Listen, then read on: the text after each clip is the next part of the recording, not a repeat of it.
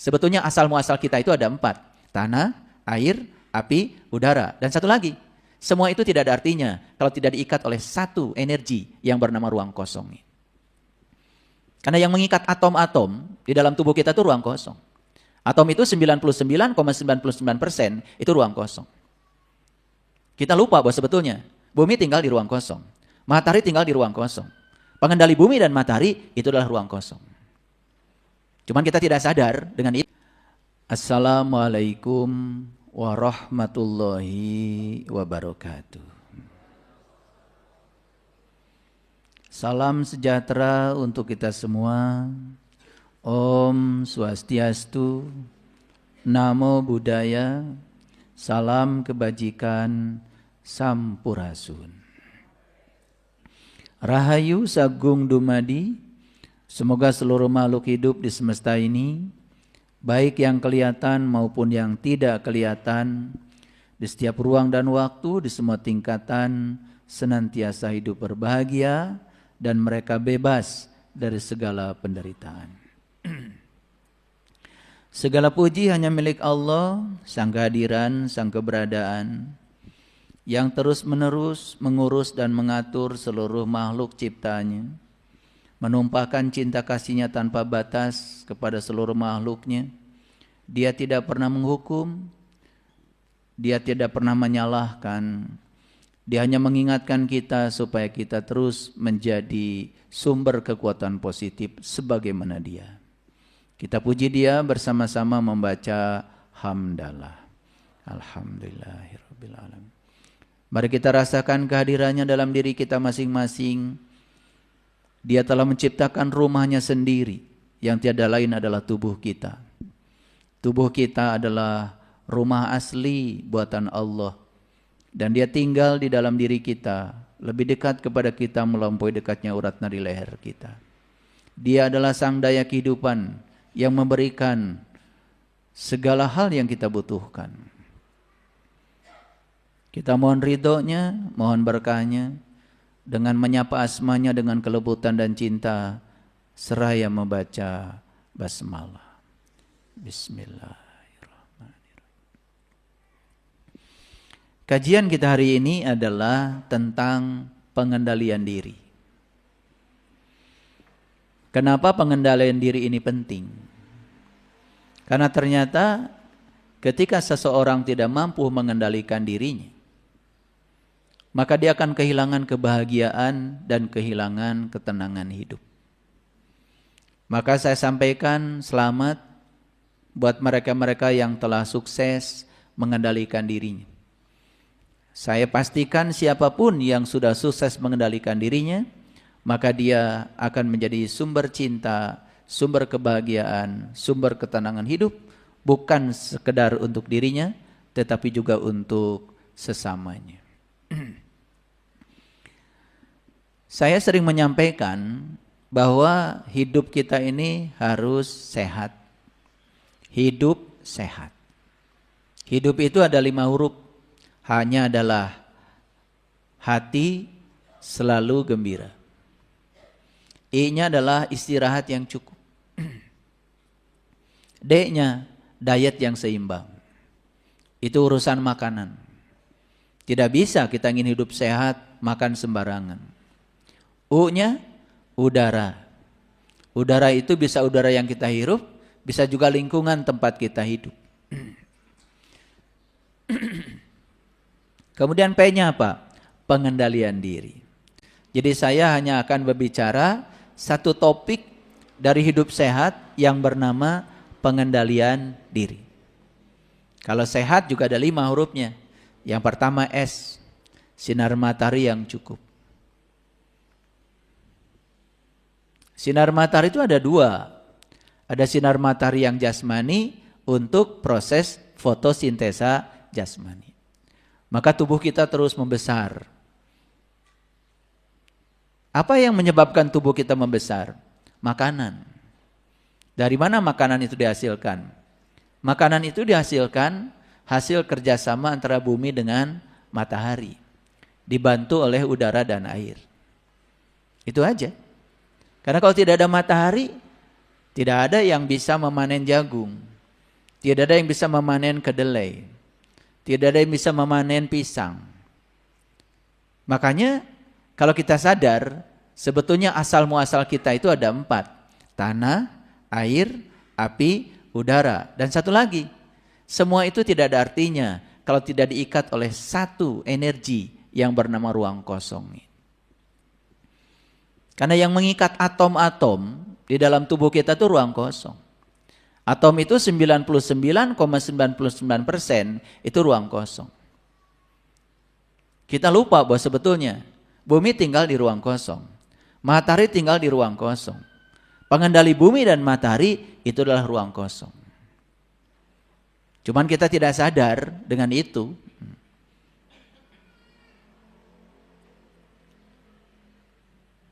Jadi sehat itu sinar matahari yang cukup.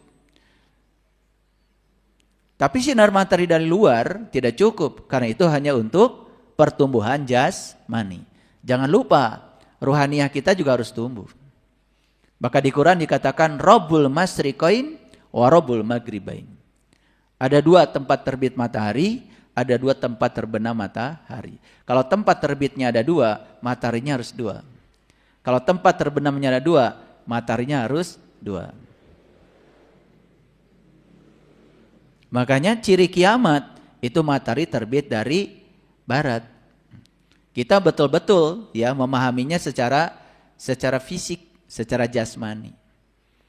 Padahal timur dan barat, timur itu lambang dari jasmani, barat itu lambang dari ruhani. Seperti kiri dan kanan. Kiri itu lambang jasmani, kanan lambang ruhani.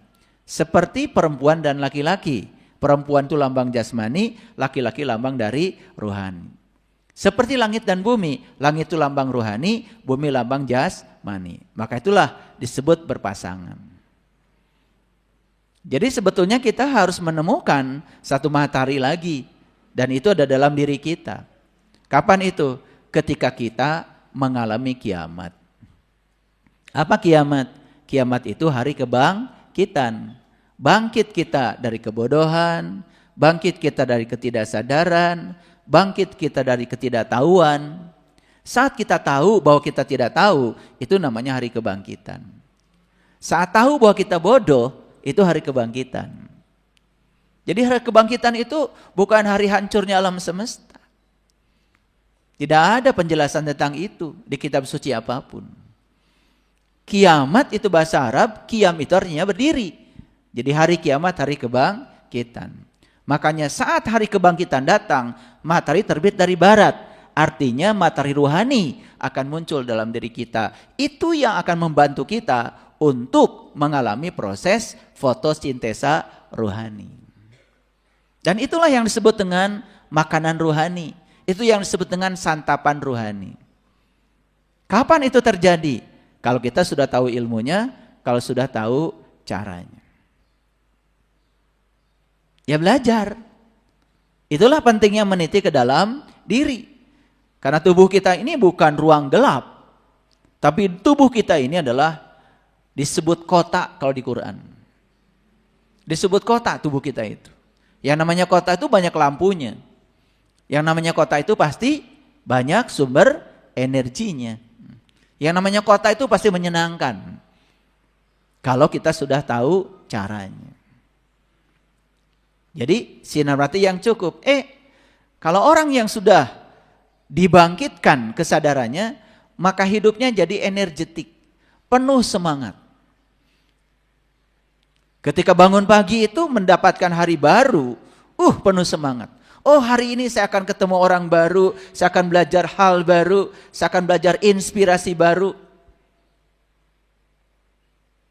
Penuh semangat. Karena dia tahu bahwa setiap dia hadir kembali di hari baru, di kesadaran baru, berarti dia akan mendapatkan hal baru. Hidup bukan sesuatu yang menjemukan. Hidup itu sangat menakjubkan bagi mereka yang tahu. Nah, orang yang sudah seperti ini, hubungan sosialnya juga menjadi bagus, sehat, sinar matahari yang cukup, energetik dalam segala hal. Hubungan sosialnya menjadi harmonis. Air. Jangan lupa, tubuh kita ini 75% air.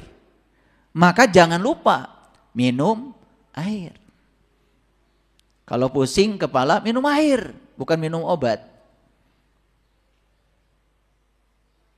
Kalau badan terasa lelah, minum air, bukan minum obat. Sebetulnya sederhana, ya. Karena air di tubuh kita kurang dari 75%, maka sel-sel dalam tubuh kita menjadi kehilangan dayanya. Makanya minum air itu penting. Dan yang terakhir, T, Tuhan yang paling utama. Kalau sudah hidup sehat, ya insya Allah berkah hidupnya menjadi menakjubkan. Jadi hari ini kita akan bicara satu topik kecil namanya pengendalian diri. Sudah siap? Oke, baik. Agak seru ya, nanti akan banyak contoh-contoh yang saya berikan sebagai ilustrasi. Kenapa pengendalian diri penting? Kalau kita bicara pengendalian, berarti ada dua. Ada yang mengendalikan, ada yang dikendalikan. Ulangi ya. Kalau bicara pengendalian, berarti ada dua. Ada yang mengendalikan, ada yang dikendalikan. Hati-hati ya.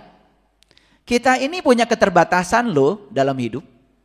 Apa keterbatasan kita? Tidak semua hal dalam hidup ini ada dalam kendali kita. Ulangi ya. Tidak semua hal dalam hidup ini ada dalam kendali kita. Berarti yang tidak bisa dikendalikan, yang di luar kendali kita, jangan coba-coba mengendalikannya. Karena kita akan kehabisan energi, akan lelah hidup kita. Berarti kita harus fokus kemana? Fokus saja kepada segala hal yang dapat kita kendalikan. Nah, ini masalahnya. Banyak manusia di dunia ini kehabisan energi, ya, lelah. Kenapa? Memikirkan, merasakan, dan bereaksi secara negatif terhadap sesuatu yang jelas-jelas tidak bisa dia kendalikan. Bapak Ibu, ya. Tubuh kita bisa nggak dikendalikan oleh kita?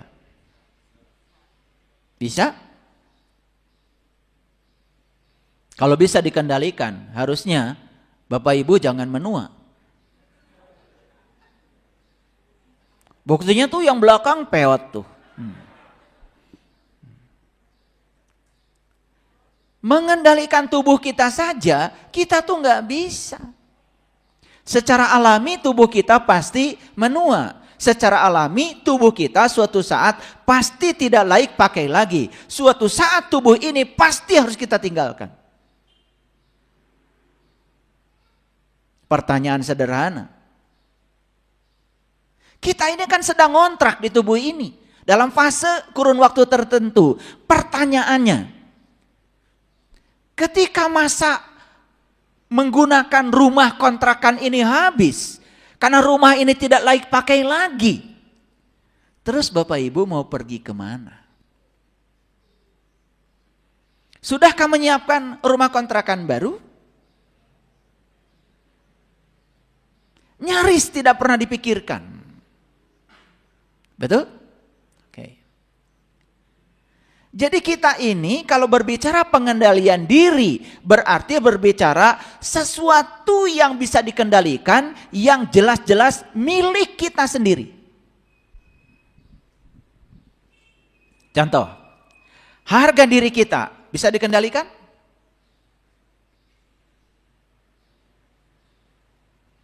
Emang gak punya harga diri gitu?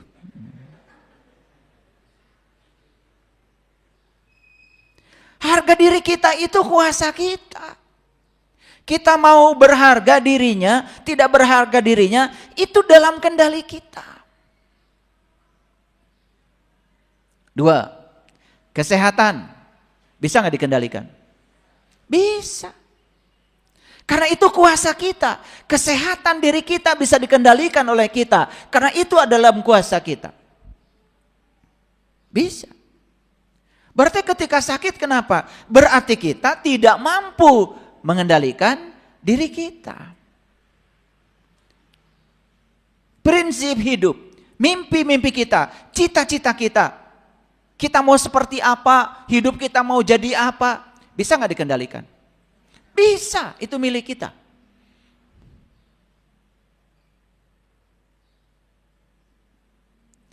Kita di dalam diri ini punya petunjuk. Ada sidik, ada amanah, ada fatona, ada balagoh, ada rasul sejati di dalam diri kita. Dan itu yang membuat kita jujur, berintegrasi, berintegritas. Itu yang disebut dengan nilai diri, nilai moralitas diri. Bisa nggak itu kita jaga? Bisa. Itu dalam kendali kita. Dan yang terakhir, kebahagiaan diri. Milik siapa? Milik kita. Bisa nggak dikendalikan? Bisa. Nah, kenapa kita selama ini kacau balau hidupnya? Karena kita tidak tahu dan tidak bisa memilah mana yang bisa kita kendalikan, mana yang tidak bisa dikendalikan. Yang seharusnya dalam kendali kita tidak kita kendalikan, yang di luar kendali kita coba mengendalikannya. Ada nggak yang mencoba mengendalikan pasangan? Siapa mereka itu? Diri kita atau orang lain? Jawab yang jujur. Dirimu atau orang lain? Orang lain. Cuma diikat oleh satu definisi pasangan hidup, kan gitu. Apakah bisa dikendalikan pikirannya? Bisa dikendalikan perasaannya? Bisa dikendalikan sikapnya? Tetapi kalian suka mengendalikan mereka? Buang-buang energi. Itu kebodohan kita yang tidak disadari. Tidak bisa memilah mana yang bisa dikendalikan, mana yang tidak bisa dikendalikan. Coba fokus saja pada apa yang bisa dikendalikan. Pikiran saya tanggung jawab saya. Perasaan saya adalah tanggung jawab saya. Reaksi saya terhadap segala peristiwa itu tanggung jawab saya. Kendalikan saja yang 3, yang 5 tadi pasti akan terkendali. Harga diri kita, kesehatan kita, ya, cita-cita kita, mimpi-mimpi kita, ya, nilai diri kita, dan yang terakhir adalah kebahagiaan kita. Tidak ada yang bisa merampas. Semua adalah milik kita.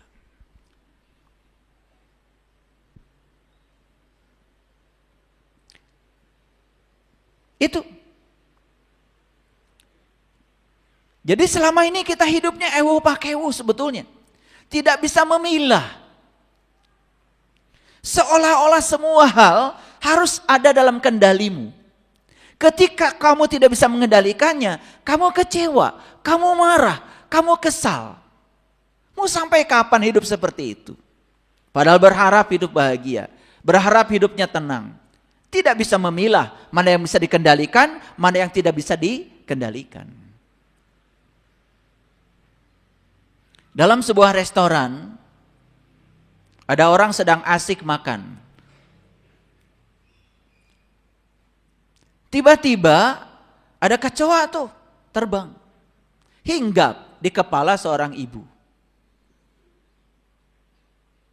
Dan ibu itu teriak-teriak. Lari ke sana, lari ke sini, nabrak meja. Piring berantakan. Gelas pada pecah.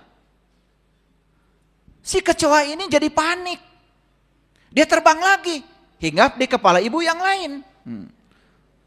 Ibu ini juga sama. Pergi ke sana, pergi ke sana. Betul nggak? Udah kacau balau lah restoran itu. Ada seorang ibu yang sudah bisa mengendalikan dirinya. Dia tangkap itu kecoa, diam-diam bawa ke dapur. Suruh pergi. Kamu tempatnya bukan di sini. Langsung aman. Tapi restoran sudah berantakan. Saya mau nanya, jujur ya jawab. Yang membuat restoran itu berantakan, kecoa atau reaksi ibu-ibu terhadap kecoa? Pinter kalian kalau ngejawab. Ulangi. Yang membuat restoran itu berantakan? Kecoa atau reaksi ibu-ibu terhadap kecoa? Kita tidak bisa mengendalikan kecoa. Tapi reaksi kita terhadap kedatangan kecoa bisa nggak dikendalikan? Bisa nggak? Bapak Ibu punya masalah? Punya. Tahu saya. Jadi masalah nggak itu? Tidak. Masalahmu itu bukan masalahnya. Reaksimu terhadap masalah itu masalahnya. Masalahnya itu nggak apa-apa.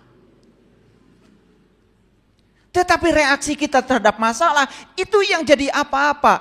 Orang tidak pernah jatuh oleh masalah, tapi dia selalu jatuh oleh reaksi dia terhadap masalah. Restoran tadi itu sebetulnya tidak akan berantakan kalau dia bisa mengendalikan reaksi terhadap kecoa. Paham? Ini harus dicermati, ya harus dicermati. Saya ngasih pelajaran kesadaran supaya kita sadar, sesadar-sadarnya. Yang menghancurkan kita bukan pihak lain, tetapi reaksi kita terhadap pihak lain. Sampai sini mengerti? Oke. Ada yang namanya hasil, ada yang namanya proses. Jujur ya, apakah proses bisa dikendalikan? Mulai pusing kalian itu. Dari tadi saya udah ngeceblek. Apa? Ngeceblek. Ulangi lagi. Ada proses, ada hasil. Proses bisa dikendalikan enggak? Bisa. Hasil bisa dikendalikan enggak? Enggak bisa. Kenapa? Di proses itu sepenuhnya kuasa kita. Dan itu ada dalam kendali kita. Tapi hasil, di hasil itu ada sesuatu yang tidak bisa dikendalikan masuk. Karena hasil itu perpaduan antara yang bisa dikendalikan dengan yang tidak bisa dikendalikan. Itu sebabnya jangan berfokus pada hasil. Jangan melekat pada hasil. Nikmati aja yang bisa kamu kendalikan. Namanya proses. Saya sudah berusaha mati-matian. Yes. Dalam kendalimu. Saya sudah menghadirkan berbagai macam cara. Yes. Itu adalah udah kendalimu. Betul? Tetapi ada yang bisa masuk di luar kendali kita. Alam, orang lain. Kan tidak bisa kita kendalikan. Dan hasil itu perpaduan antara yang bisa kita kendalikan dengan yang tidak bisa kendalikan. Kita selama ini selalu berfokus pada hasil. Padahal di situ ada sesuatu yang tidak bisa dikendalikan. Yuk sekarang mau apa? Bikin tambak. Pakan bisa dikendalikan? Bisa. Kualitas air bisa dikendalikan? Bisa. Ya. Cara ngasih makan itu tambak. Apa? Ikan yang ada di tambak. Bisa diatur oleh kita? Bisa. Pikiran kita tentang tambak. Di luar kendali kita? Perasaan kita tentang tambak. Di luar kendali kita? Tapi alam, ya, bisa dikendalikan. Sedangkan untuk mencapai hasil itu pasti ada sesuatu yang tidak bisa dikendalikan masuk. Kemudian kita kecewa. Tapi kalau kita fokus pada proses yang bisa saya kendalikan, tidak akan kecewa. Kenapa? Orang yang sadar tidak pernah mengalami kegagalan. Bahkan kegagalan adalah ilmu baru yang bisa membuat dia sukses berikutnya. Kenapa? Kegagalan itu sebenarnya tidak ada. Hanya kita sedang diajarkan bahwa kita melakukan cara yang kurang tepat saja. Dan itu ilmu bukan? Dan orang yang sadar, memang saya belum menghasilkan uang di tambak ini. Tapi saya dapat ilmu yang luar biasa dari kegagalan ini. Untuk memperbaiki metode saya. Keberhasilan bukan itu? Jadi keberhasilan dan kegagalan itu adalah makna yang kita berikan di pikiran kita sendiri. Oke. Apa yang dimaksud dengan pengendalian diri? Pengendalian diri adalah kemampuan seseorang untuk mengontrol dirinya sendiri. Apa yang harus dikontrol yang paling utama? Emosi. Apa itu emosi? Emosi itu reaksi tubuh terhadap pikiran dan perasaan kita. Ulangi ya. Emosi itu reaksi sebetulnya. Reaksi tubuh kita terhadap pikiran dan perasaan kita.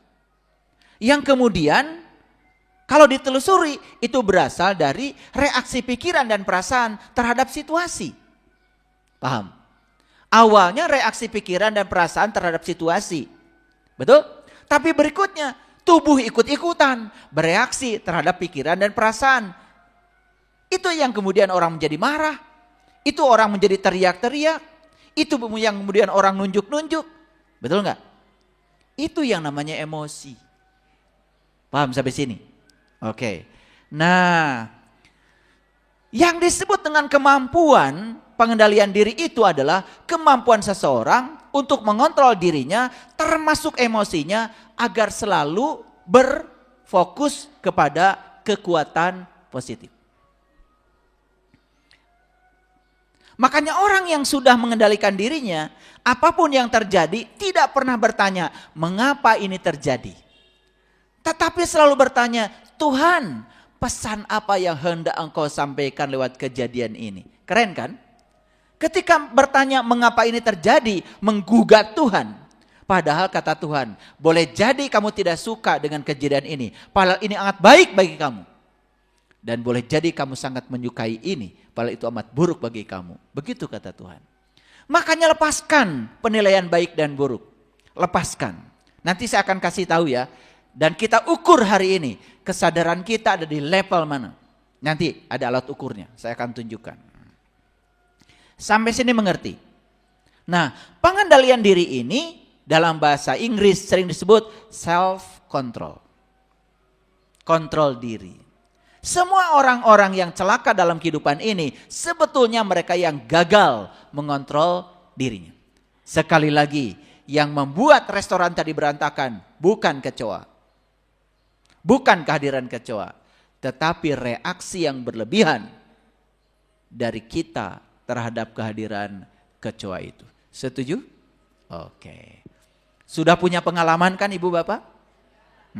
Sering mengalami peristiwa? Ulangi, peristiwa itu netral. Peristiwa itu netral. Dinilai baik dan buruk oleh pikiran kita. Dan kita menjadi sangat emosi ketika sesuatu yang netral tadi diberi penilaian buruk oleh pikiran dan perasaan kita sendiri. Ya? Oke, baik. Nah, ketika seseorang mampu mengendalikan diri, maka pengendalian diri ini akan membantu seseorang untuk mengatur tindakannya agar tindakannya selalu positif. Oke.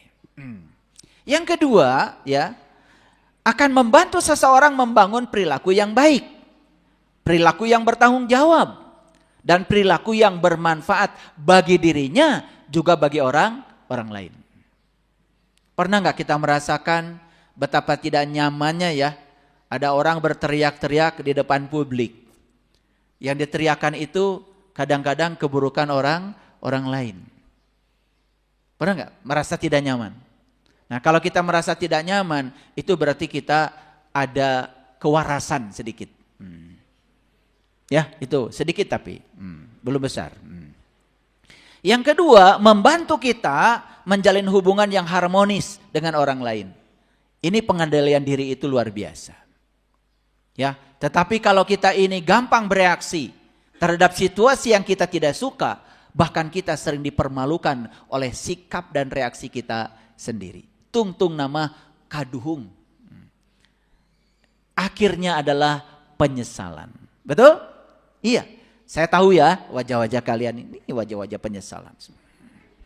Maka dikasih ilmunya hari ini. Kasih ilmunya ya, kasih ilmunya.